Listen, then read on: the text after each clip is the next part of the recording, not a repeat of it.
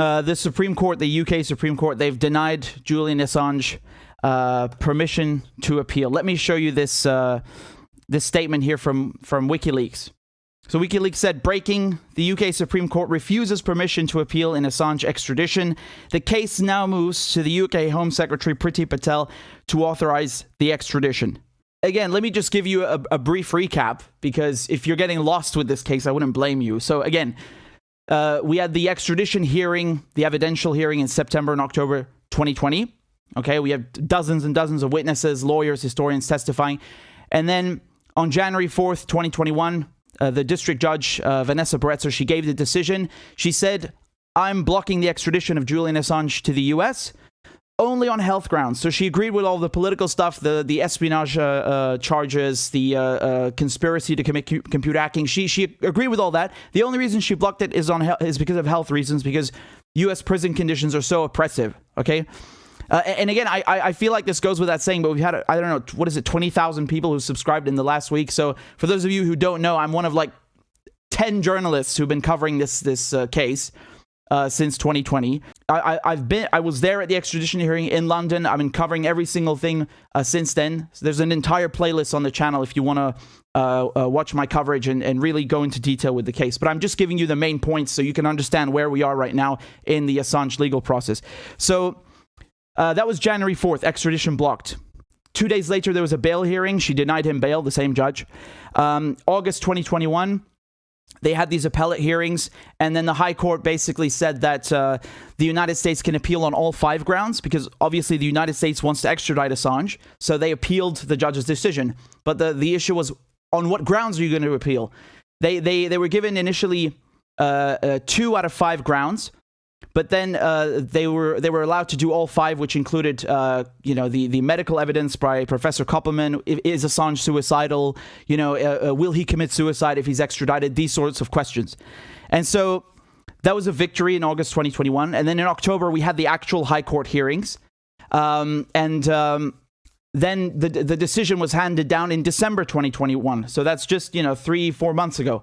And what did they say in December, the High Court?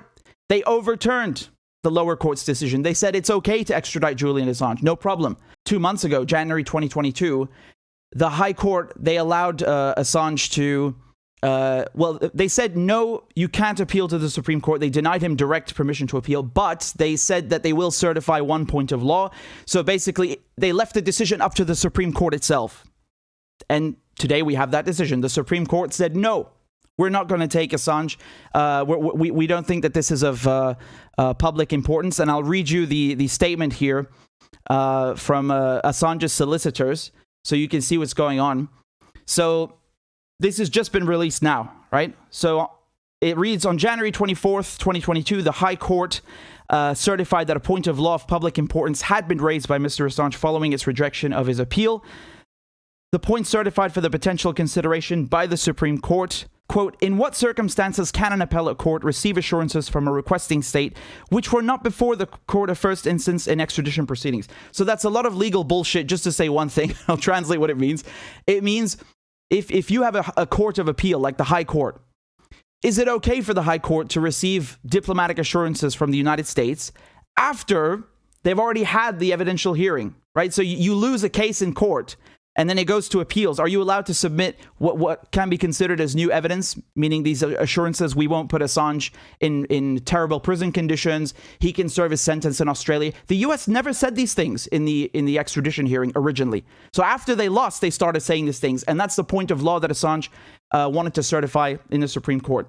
And so a panel of 3 judges of the Supreme Court has considered the application on paper, and this afternoon on March 14th, they refused permission to appeal on the basis that the application does not raise an arguable point of law. Later here, it says that the case on the direction of the High Court will now be remitted to Westminster Magistrates Court.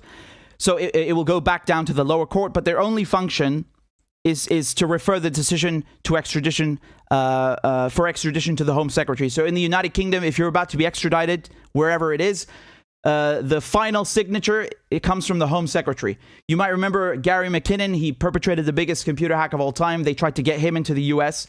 And at the last minute, Theresa May, who was the Home Secretary back then, she blocked the extradition miraculously. Now, in this case, we have Priti Patel. You already know what she thinks of journalists, right? We'll get to that in a second. So the decision is down to her. But does Assange have any recourse? Does he have any recourse? They say that no appeal to the High Court has yet been filed by Assange in respect of the other important issues he raised previously in Westminster Magistrates Court. That separate process of appeal has, of course, has yet to be initiated. So they're talking about, what does this mean for press freedoms? You know, you're extraditing a journalist and all the other the important things that we haven't been discussing, because now for the last year, the entire court case has been, is Assange suicidal? Will he kill himself if he's taken to the U.S.? Can we trust the United States assurances to treat him fairly if he's in the U.S.? Will they really send him to Australia? This is what we've been discussing instead of actually talking about the fact that this is a threat to press freedoms.